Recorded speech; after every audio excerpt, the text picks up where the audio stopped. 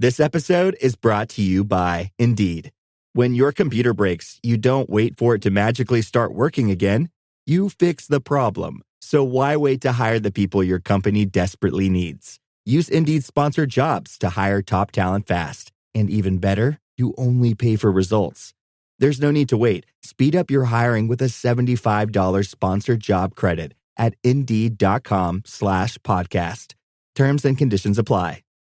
I can say to my new Samsung Galaxy S25 Ultra, hey, find a keto-friendly restaurant nearby and text it to Beth and Steve. And it does without me lifting a finger, so I can get in more squats anywhere I can. 1, 2, 3. Will that be cash or credit? Credit. 4. Galaxy S25 Ultra, the AI companion that does the heavy lifting so you can do you. Get yours at Samsung.com. Compatible with select apps. Requires Google Gemini account. Results may vary based on input. Check responses for accuracy.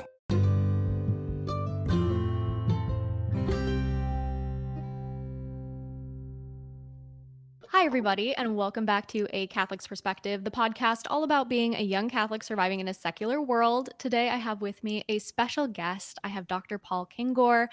He is a professor of political science at Grove City College. He's a best-selling author, and he does topics on the intersection of faith, politics, and history. He's done works like The Devil and Karl Marx and A Pope and a President. So he's gotten some great insights into, these ideological battles and, how they're shaping our world. But today we're discussing his latest book, which is now at TAN, and that's The Stigmatists. So welcome, Dr. Paul. Thank you so much for being here. Thank you, Amber. And as I said when we met, you don't look like a hippie.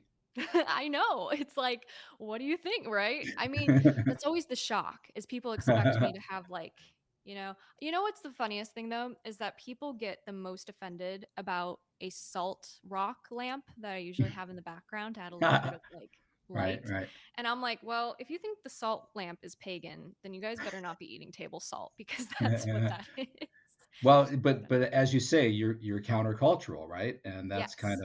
that's what the hippie movement was. And today it's Orthodox small O Catholics like ourselves who are the counterculture. We really are. Yeah. I mean, you have to be, because I feel like these days the culture has gone so far to where they were trying. I mean, this is basically what they wanted in the 60s, and we've seen the damage it's done today. Mhm. And we're just like, okay, maybe we'll go back to actually what our great grandparents did. That seemed Right. to work Right. pretty well. Yeah, exactly. Right. Yeah, but I'm really excited to talk about today's book because I have always been fascinated by the stigmata. Like, that is something that I feel like I have always kind of known about, but I haven't been able to learn a whole lot about it. There's a lot of sporadic information that's just kind of on the internet. So I'm glad that it's compiled, and I'll show the book on here for everybody to see. So I think one of the most common stigmatists is St. Padre Pio. I think that's one that everyone's familiar with, but I'm just glad that they're all compiled in this book because I'm like, yes, one spot to look at them all. Yeah, in fact, yeah, he's probably the best known, right? And in fact, when we went back and forth on who are we going to put on the cover, it kind of was down to St. Francis, which were old paintings, right, from about representations from the 12th century, basically. Padre Pio, and the best thing about Padre Pio is they were actual photos, right? So Yeah, you could actually see the hands. But we thought if it was Padre Pio, it kind of dominate the book a little bit. So we settled on Catherine of Siena, and she's one of my favorite saints. And that portrait on the cover of Catherine of Siena, that's actually her receiving the stigmata when she did in the town of Pisa, Italy. So she's at that moment. Now she actually had, I hate to begin with this because our skeptical, cynical age, she had invisible stigmata. Now, people are gonna be like, oh, no. Either you have them or you don't. I want to see them, right? So, the vast majority of known stigmatists had the bleeding hands, the bleeding feet, and you could see them. And doctors came in, and bishops and priests, and the Vatican sent in representatives, and so you could see them. They're physical. That's what Padre Pio had. So there's not many that had invisible stigmata, but Catherine of Siena, she's a saint, she's a doctor of the church. This is a very serious individual, not somebody you would doubt, who suffered terribly, died at the age of 33.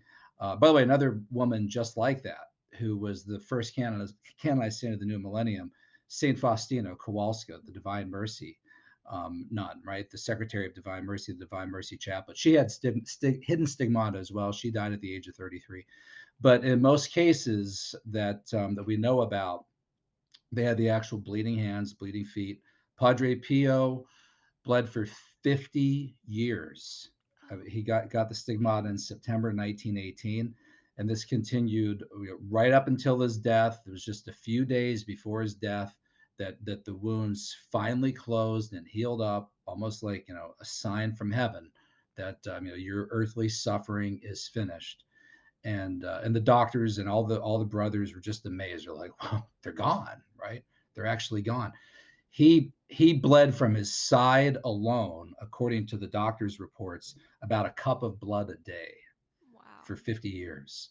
So that's some pretty serious physical suffering and physical manifestation.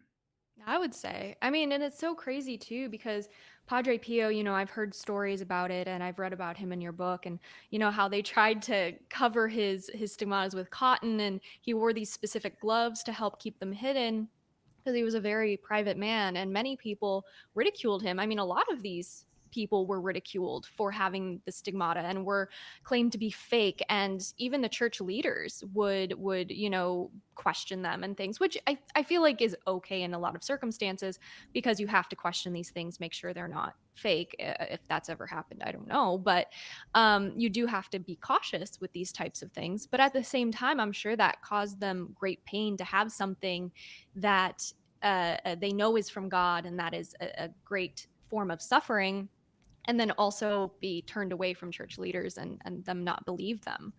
Yeah, in fact, Padre Pio said that the worst suffering that he had were the doubters in the church, right? The clergy. And there was an early cardinal who came to visit him when he first started having these signs. And it's named Gemelli. In fact, right now we're talking, Pope Francis was at Gemelli Hospital in Rome. So Oh yeah. Gemelli is a famous Italian name from northern Italy, Milan, that area. And so this Gemelli, very well known psychiatrist, and incredibly conceited, incredibly arrogant. And Pio, as a lot of people who follow you probably know, I mean, he had so many unique spiritual gifts, including the ability to hear people's hearts, right? See into people's hearts. And he knew that when Gemelli walked in, that the Gemelli was just filled with prejudice against Pio and doubted him from the outset. And quite remarkably, I mean, Gemelli doesn't end up accusing Pio of faking it, but comes up with these weird kind of pseudo crackpot pop psychology explanations. He says, well, Pio, I think, has entered into an incubus succubus relationship with his superior, Father Benedetto. Right? Uh, we need more people to come from the Vatican with psychology degrees, like people like himself, right? Gemelli, who can come in and analyze this. He even suggested putting Pio's leg, one of his legs, in a cast, right? Of all things. So I mean, he was willing to, practically torture this poor priest. But the Vatican sent in other people, other representatives. One of them, the one I quote the most in the book, is a 1921 report, and so that happened about 3 years into the stigmata, and that's fascinating to read. It was just, I use the word declassified, just released by the Vatican just a few years ago, and it's been published in English. And that priest went into minute detail of exactly what was happening, how it came about. So it was, you couldn't fake it, for one thing, right? And by the time 50 years had passed, he had pretty much won over all doubters at that point. All the popes believed him, right? But they also got conflicting information, the popes, from some of the different cardinals and people that they sent there. So he was really persecuted by doubters in the church. And he said that above all, that hurt him more than the physical pain. And even, Amber, he even said that even hurt him more than the physical attacks of demons who would come into his cell at night and beat him up, drag him across the floor. I mean, that man went through a hell on earth on many occasions. Yeah, now he's one of the most powerful weapons that exorcists use during exorcisms. So Right. there's Yeah. that. And I mean, the same thing goes for Saint Gianna. Gemma What is Galgani. Yes, Gemma Galgani. Yes, I was like, Gianna, that's not right. Yeah. You also mentioned that in the book that she is also a powerful intercessor for exorcisms too. Yeah, in fact, I think she's my favorite of everybody in this book, and I wanted to put her. I thought about putting her on the cover too, but yeah, that Catherine of Siena, poor, you can't beat that, right? Yeah. But but Gemma Galgani lived 1878 to 1903. She's only 25 years old when she died. She was canonized very quickly after her death. In fact, Pio took 30 some years. Died in 1968. Took a while, but Gemma Galgani was just a sensation. Everybody knew about her. This is somebody else that nobody doubted. And so she lived during basically the entire pontificate of Leo the 13th. And she was put through hell as well. And she was constantly attacked by demons. I mean, people talked about she would be dragged across the floor, right? By her hair. I mean, you would think that the demons would do this only to like a guy, right? But of course, the devil's no gentleman, right? He'll beat up possess a little kid, he'll possess a young girl, whoever. And when you read through her suffering and what she went through, it's just fascinating and dark and chilling and frightening. Her spiritual advisor, she would be like, "Oh, Father, don't let them bother you. They're just in here right now. That's what they do. You should have seen, Father, the demon the other day tripping on his way out. I laughed at him. Ha ha ha." And the priest is like, "I don't find this very funny. I'm scared." Right? Oh, don't be afraid of them. Don't kind of like Saint Faustina when a demon would enter the room, she would grab her crucifix while she's writing her diary, right? She'd go, hold it up. It would take off. So they were tough. They were really tough. But Gemma Galgani, you read through all this and you think, what's she being prepared for here, right? She's not out in the piazza and the village square saying, "Hey, look at my wounds," right? Take pictures of me. I'm living proof of the crucifixion here in the late 19th, early 20th centuries, right? What's she being prepared for? Well, I quote in the book a half dozen, at least, exorcists who've written this in books by trade presses, popular presses, really reliable church approved exorcists who have said that Saint Gemma Galgani has become one of their most powerful intercessors in particularly difficult cases of exorcisms. And in one case, one of the demons says, "Oh no, she's here. I hate her." And the exorcist says, "Who is it?" And he says, "The woman in black, the Jinx." Right? He's like, "Well, who's that?" Thinking maybe it's the Blessed Mother. And the demon says, right, "Gemma, Saint Gemma, I hate her." And another case, one of the demons says, in the room with Gemma is Mother Teresa, Saint Mother Teresa. And the demon's like spitting, saying, "Look, they're hugging. Oh, they're disgusting. They're disgusting." I mean, you can't make this stuff up, right? So that seems to be what she was prepared for in her time on this earth. So you ask the question, why suffer so much? And there's a lot of theological insight on that. I mean, she had discussions with the Blessed Mother, Jesus, who said, "This is why you suffer, right? It is only by suffering that you learn to love. You should suffer and offer it up for the souls in purgatory." But she had an extra added mission, which was to be this intercessor against demons that she fought on earth, now in the afterlife. Hey, Fidelity, how can I remember to invest every month? With the Fidelity app, you can choose a schedule and set up recurring investments in stocks and ETFs. Oh, that sounds easier than I thought. You got this. Yeah, I do. Now, where did I put my keys? You will find them where you left them. Investing involves risk, including risk of loss. Fidelity Brokerage Services, LLC, member NYSE, SIPC.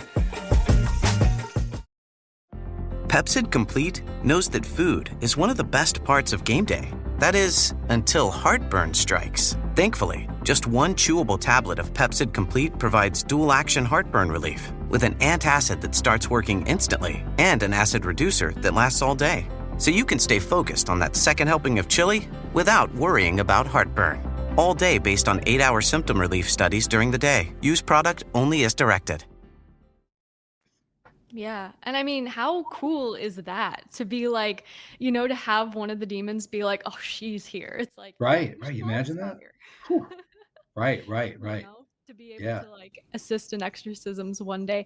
And I think it's so profound because in a society that constantly tells us suffering is bad, Hmm. that suffering is worthless. And I mean, it can be worthless if you don't unite it to Christ and you Right. kind of turn in on yourself and you become more selfish and unfortunately more like Lucifer in that way, as opposed to becoming more Christ-like and bearing suffering and uniting suffering with him. I mean, it's not easy. I mean, we look at some of the stigmatists and we see what they've gone through, and we're going like, hopefully that's not going to be me. Right, right. Yeah, You no, know? if I was to get a spiritual gift, I'd say, how about like levitation? That'd be pretty cool, right? Yeah. Right. Bilocation. That'd be right. Right. Hands bleeding. No, no, I don't want that. But you're right. I mean, you've absolutely nailed it. I mean, if your response to suffering is, oh, this is awful. Why does God let bad things happen to good people like me? Right. I Mhm. think I know why. There must not be a God. Right. God would not allow suffering like this, right? No, no, you suffer in this earth, right? I mean, I'm a former Protestant, right? It's a fallen world, right? Heaven is in the next world. It's not in this world. So, these stigmatists and our church has taught offer up that suffering. And by the way, I know I'm not suffering right now. And when you're really sick and you're suffering, it's a lot harder to think that way, right? But I would tell people if you're in that state right now, you're just laying around in agony, maybe offer it up, right? Lord, can you take this for some sort of beneficial purpose for another soul living Mhm. purgatory, wherever, because this sucks, I hate this, right? Can you do something with this rather than just let me wallow in my misery with this? And no one got that as well as these stigmatists. Yeah, I think it's helpful because, if we know that our suffering is going towards something that is efficacious, just if Right. I offer up my Efficacious is a good word. suffering, yeah, it's like offering it up for somebody, it no longer becomes as heavy as a burden because there's a reason, there's like a purpose behind it. There's, that it's going to help somebody somewhere, even if you don't know that person. And, we hear about all the persecutions that are going on these days. I mean, there were the Christians in the Congo that were beheaded by Islamic terrorists the last couple weeks. And we hear about all of these great martyrs and stigmatists and people who really suffered for God. And when we're faced with the same suffering, whether it's like a mean comment online or something, we're like, oh, the world is ending, my Right, life right. is over. Yeah, imagine standing before Jesus someday and saying, he said, how about that moment when you denied me on Twitter, right? Hmm. It's like, well, sorry, Jesus, but I didn't want to be called a hater on Twitter, right? It's like, really? Here, take a look at, look over here, Saint Barbara, Saint Felicity, okay? Let me show you a scene of them being eaten by lions in the Colosseum, all right? These young girls, and you didn't want to be called a hater on Twitter, right? How pathetic, right? How pathetic is that? But people got to remember, all right. And again, I'll say as a former Protestant, I mean, we had this saying, right? This credo, WWJD. What would Jesus do? Well, True. he would suffer, right? He would suffer, and then he would say to us, "If you want to follow me, pick up your cross and carry it." And this is very interesting. Two of the stigmatists I talk about in the book at length, they have a chapter on Anne Catherine Emmerich, who's a blessed, and she's the one that had the incredible visions of things in the past. In fact, Mel Gibson based a lot of The Passion on the visions of Anne Catherine Emmerich. So she was a German stigmatist. Another female German stigmatist, Therese Neumann, who's a process of canonization but not sainted. She also had all kinds of images in the past, visions of the past. And they both, in conversations with Jesus, both of them being stigmatists, by the way, neither of them lived on anything but the Eucharist, like the last decades of their lives. All right. It's the only thing that they ate. And this completely confounded these German doctors are like, I don't understand. She only eats this bread that they call the Eucharist and some water, and she gains weight. This is physically impossible. But both of them in their visions of Jesus, conversations with Jesus, said, "Do you know which wound caused Jesus the most pain? the shoulder wound, the shoulder wound. And in the stigmata that they had, hands bleeding, feet, side, they also had the shoulder wound. And they said, this is the most vexing. This is actually the most painful of all of them. And when you think about that theologically, that's pretty profound because Jesus said, he didn't say, if you want to follow me, bleed in your hands like I did, right? Bleed in your side like you're taking a spear, right? He said, pick up your cross and carry it. So I think theologically speaking, that's pretty profound. You don't think of that as one of the wounds because that one doesn't bleed, but many of these stigmatists had that. They had the shoulder wound as well. Yeah, and I mean, imagine how painful those things are, and to randomly have it just appear, one day. I mean, St. Catherine of Siena, I believe the larger picture of this, she's in front of a crucifix, and Yeah. there's little streams of light. You can kind of see them on the cover coming down and piercing her hands and her feet and her side and everything. And A lot like the Divine Mercy image, right? yeah. Oh, I yeah, mean, yeah, yeah. isn't that ironic? I mean, several of these stigmatists, when I was investigating them, I thought, wow, they're describing the Jesus they're seeing on the cross right now at this moment as like streams of red and white light coming out.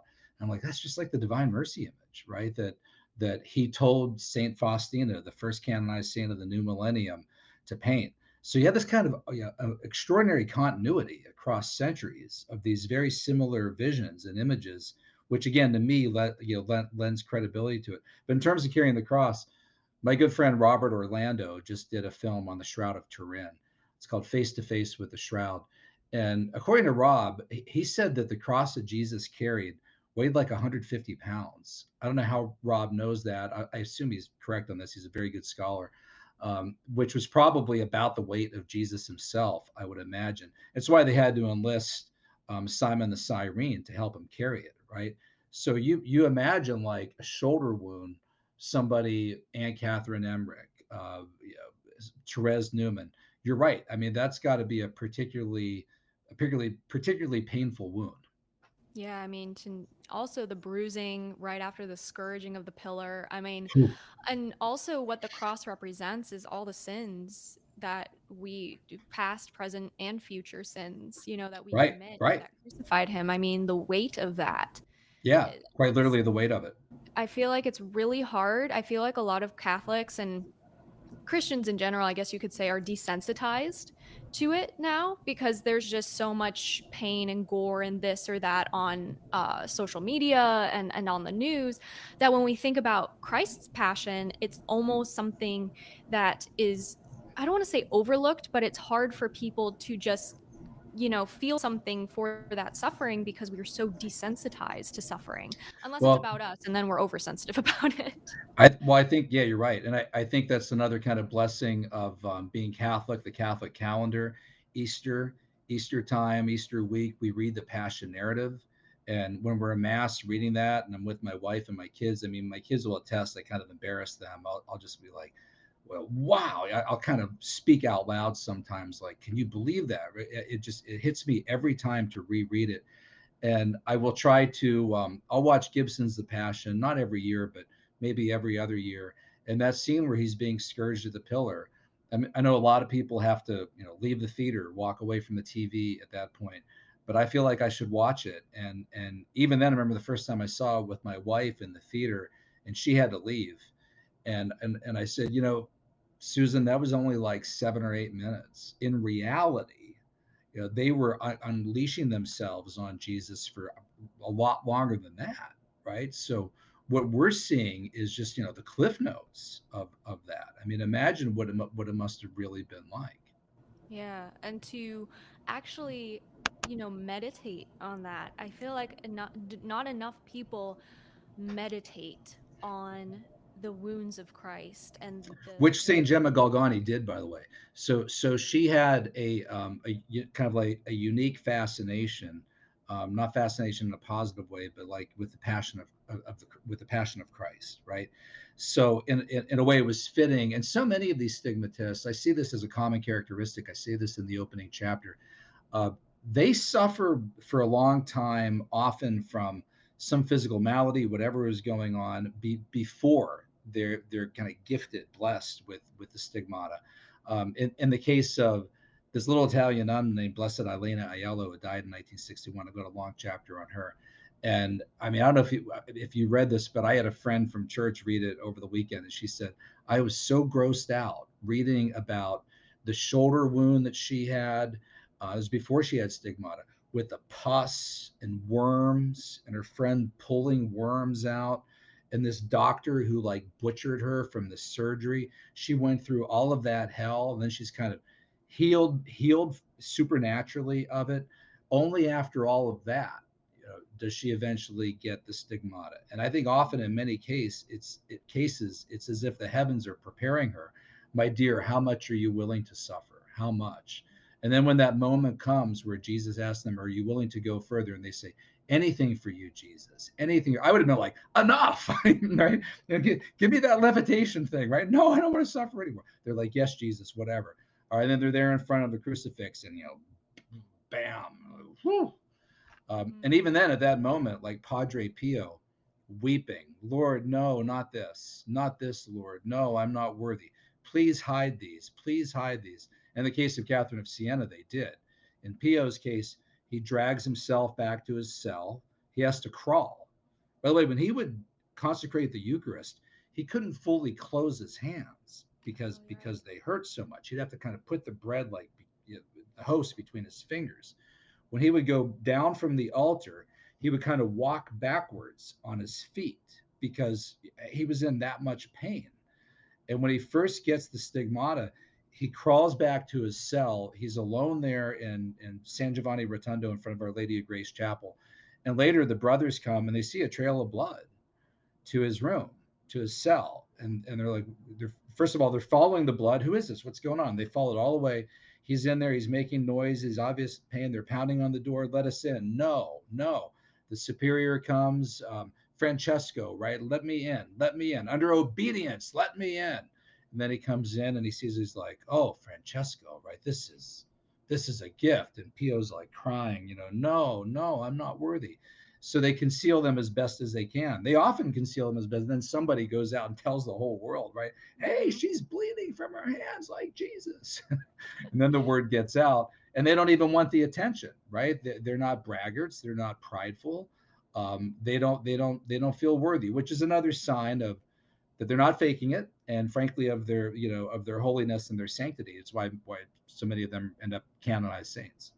Yeah, no, and I love what you said too, because I think we need to ask ourselves the questions, are we willing to suffer for Christ? Are we willing to do literally the bare minimum, which is going to confession and receiving the Eucharist on Sundays, or going to confession every 2 weeks to a month or whatever, and basically denying our flesh the basic things, like not having that donut or that extra cup of coffee, or not watching that TV show. We can't even do that. It's like, I no, know. God, please. We're such wimps. We act as though like a cold shower is equivalent to a stigmata. Right. It's honestly So embarrassing. true. So true. Yeah. That's exactly right. Gemma Galgani, at one point, she has a diary, right? And she would record, I must go to confession to confess. And I'm reading them like, what are you even doing this sinful? I don't, what are you even doing? You're not even leaving. But they were so fully aware, right, of sin. They're kind of this heightened state of holiness. I know this will sound crazy to people, but it's documented by doctors.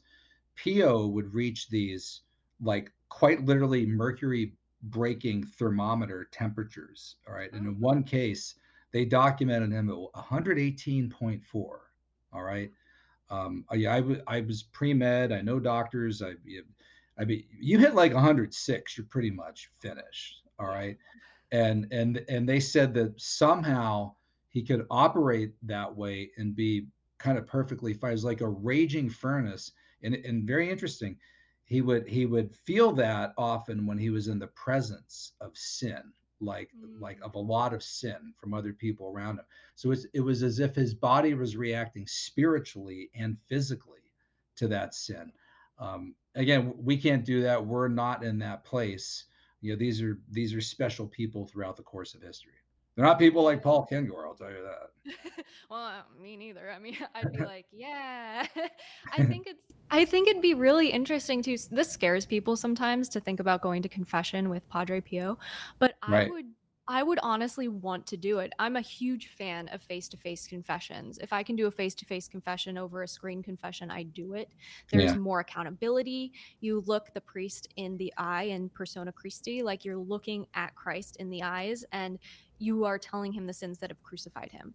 And that is a bigger I don't know, that's a bigger responsibility and it's less likely for me to fall back into those sins Right. than if I were to just like in and out anonymous, like they don't know who I am. Well, everyone knows who I am at my church Sure. at this point, but you know what I Right. mean.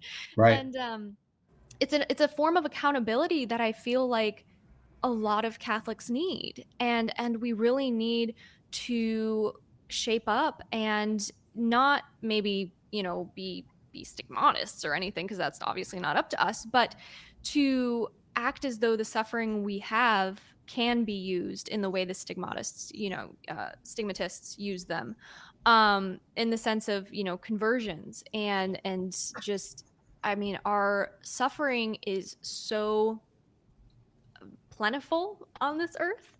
And I think it was I think it was Gemma Galgani, and Jesus was telling her that basically she was made for heaven and the Yeah. earth has nothing to give her. Isn't that a And great so quote? I think so. I don't remember the exact quote because I'm Right. remembering off the top of my head, but My yeah, daughter, I you mean, you are not made for this world. You are made for heaven. Right. yes, You're being yes. prepped for that. Yeah. Exactly. And, so many saints have reiterated this time and time again. Like Saint Therese of Lisieux has said, the world is your ship, not your home. And I think so many people lose sight of that because, first of all, we're numbed, to pain and to suffering and things. And part of that's because older generations didn't want their children to go through suffering. But how much of a gift is suffering? And how many people are wasting their suffering, just wallowing in self-pity like we were talking about? What are some ways that people can use their suffering for better based off of the stigmatists? Well, I was going to say, and I mean, we're all afraid to die, right? But True. these people weren't, right? They weren't afraid to die at all. And in fact, Pio used to tell people all the time, don't fear death. And he would tell them, my daughter, my son, this world is just a temporary place. When you go to heaven, you're going to be way better off, right? You don't need to fear this. And I was thinking when you were talking about confession that being behind a screen, so they would be behind a screen in a confessional with Pio, but the really freaky thing was he knew who they were. He knew who their sins were. And he would say, okay, okay, okay. Anything else to confess? No, I don't think so. No? uh, no? Yeah? Well, then you come back here when you, yes. And in some cases, depending, I guess, on what he felt the person needed a kick in the pants. But in some cases, he would say, okay, well, what about this time? And then people were just floored because they thought, this man who I've never met before knows what I did. October 22nd, 1942. How could he possibly? And they would just start weeping because at that moment, it's clear to them that this is a person from God at that point. But yeah, can you imagine having that kind of spiritual accountability? I'd love to go to a guy like that. Yeah. And some people said to him, well, I'm sorry, I wasn't being prideful. I'm just embarrassed. I was afraid to confess that. But yeah, he helped pull you through it and expose it for you and made you confess it. And we need more great priests like that. Right. Who are willing to give us a little bit of a kick in the pants. I think so many Catholics need that. And, online, I get a lot of comments where it's like, oh, I could never do that. Or, oh, I don't know, like my suffering, like it's too hard. I can't do this. I can't do that. And I'm like, you can do things through the Lord your God, like through him, if it's his will, you can do anything. And I try to remind them, like, the devil tries to trick us into believing we're not strong enough, into believing that our suffering is just turmoil and there's no point to it. And he really tries to trick us, and we need to be vigilant and realize that sometimes the good thing is not the easy thing, despite what Right. society wants to tell Right. us. Right. Yeah. Sometimes the harder thing is the better thing. Right. And that's what Gemma Galgani said. That's, in fact, they all believe that if you were living some easy, comfortable life, you weren't doing your share of suffering with Christ, of carrying the cross in this world. Another occasion with Gemma Galgani, she was conversing with the Blessed Mother, and Gemma Galgani says, "Tell Jesus that when I die, I'm willing to join him in heaven and suffer more for him." Right? And the Blessed Mother says, "My dear, in heaven there's no suffering." All right, this is it, right? You do it here in this world, you pay the price in this world, and then you go on to a better place. Right, exactly. And for those who are in a state of grace but still need a little polishing, we go to purgatory where we continue to suffer Right, for right. Christ. And I think Which it I think makes, theologically makes sense, right? yeah. I mean, it was kind of, when I was a Protestant, I thought, I would say all the time, well, what about this person who, really isn't that bad of a person, but, doesn't have a strong faith, doesn't really believe in God. And yeah, they're obviously not Hitler and they haven't murdered anybody, but they're not, I mean, there's got to be like a kind of an in between here somewhere, right? It just seems like too black or white, there or there. So, but theologically, it just always made more sense to me, even before I was a Catholic.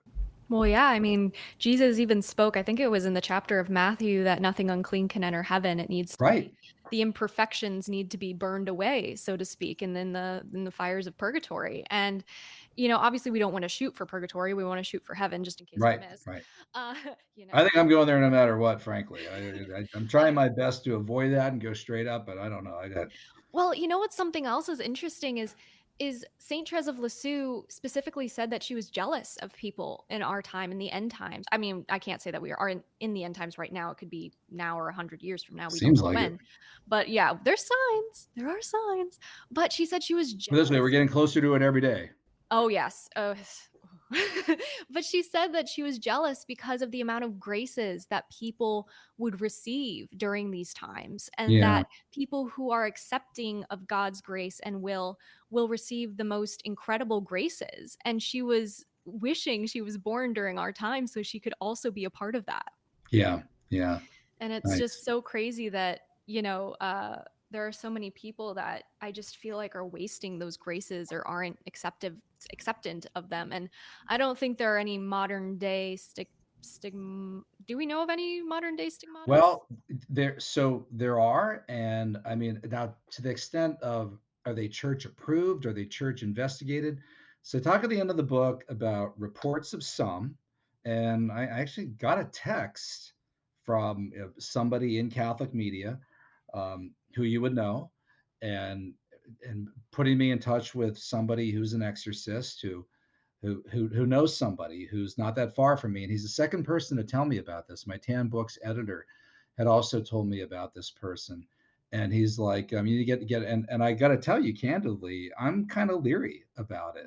I'm even, you would think, come on, dude, you're the one who wrote the book on stigmatists. You don't want to go see this, especially it's only like an hour from you.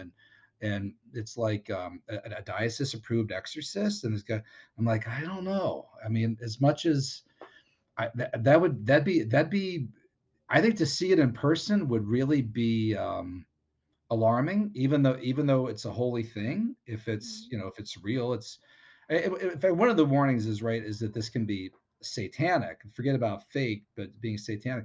But I haven't seen any cases that I know of, or that I've even heard of, where it's actually happening in a satanic way. And the people look at the stuff, exorcists and everyone else, say there are ways to easily expose that, right? Yeah.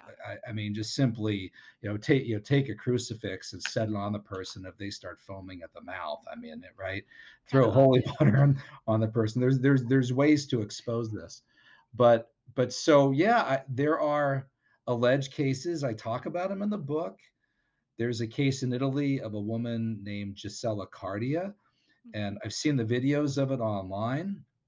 It's very compelling. The church looked into her. They looked into her to a degree, and they rejected certain claims that she was making. But it was really frustrating.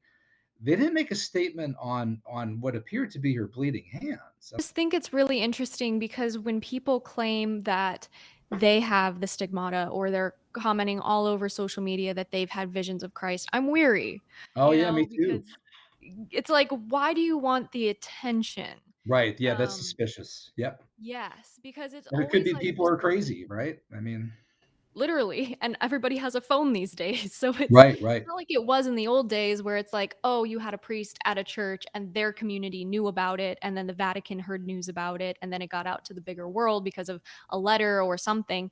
But it is now so saturated in the media that anyone's like, oh, I'm a mystic. Oh, I had visions of Christ. Oh, I know. I cannot Yeah. tell you the amount of emails I get a week of people claiming that they've had, visions and stuff, and that they want to come on my podcast to tell people Right. about it. And I'm like, Right. hard I no. know. I know. I'm like Thomas, right? The apostle, unless I could stick my finger in his Hmm. hands, right? And touch the hole in his flesh. I've always been, I mean, throughout college, I was agnostic, if not atheist.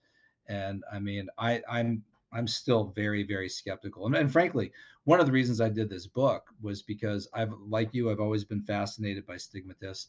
And I wanted to investigate, see, is this real? Right. And some of the chapter profiles that I have of people like Blessed Elena Aiello, I read about her online, the visions that she had, and I thought, wow, is this true? Did she really say this about Mussolini in Italy in World War II? And then about because this is like Fatima stuff. These predictions are crazy, right? So I thought, but this is kind of a sloppy website. Can I rely on these? Where are they getting this information? So I would Right. get the book. I would get an Italian. I'm a professor. I'm a scholar. I write books. So I'd go through it, and I'm like, wow, okay, she really said. Now they're claiming that she said this. Where are they getting it? I tracked it down, found the original documentation. I thought, I got to write a chapter on this lady, right? I mean, people need to know about this. So I kind of lay it all through there, go through all the claims and all the visions and all the doctors' reports. So in my case, I had chapters on people who are genuinely church approved, people that we should take seriously. And then in the book, getting to the final chapters, I thought, well, at least I got to acknowledge that there are claimed cases, purported cases out there today.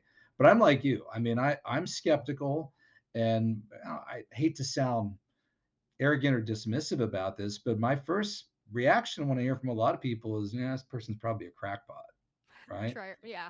And Hmm. and, Well, and and and any exorcist, the first thing that they do is they bring in psychiatrists, right? hmm They bring in the MDs and the PhDs and go through that first before they even get to the point of doing an exorcism. So healthy skepticism, right? You use your brain. It's a good thing. Yes.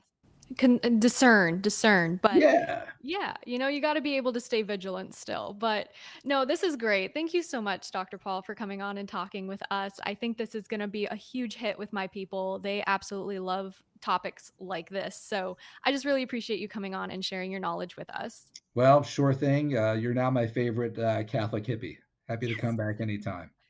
I appreciate it. And where can my listeners find you, or anything that you want to share with them real quick? Yeah, thanks. So you can find my books Amazon, Tan Books. That's who published this book.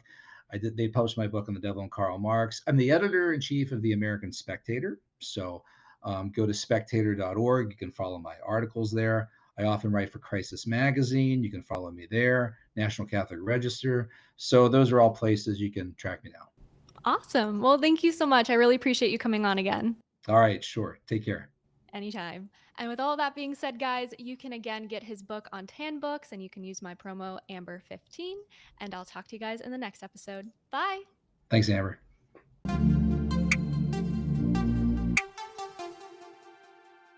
Do you have questions or comments about today's episode?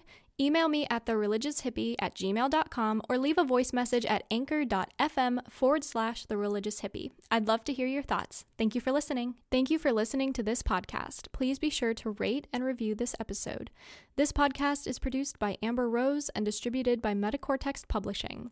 This podcast is copyright by The Religious Hippie, NFP. Any previously trademarked or copyright content is used by permission. Information and opinions in this podcast should not be construed as medical advice.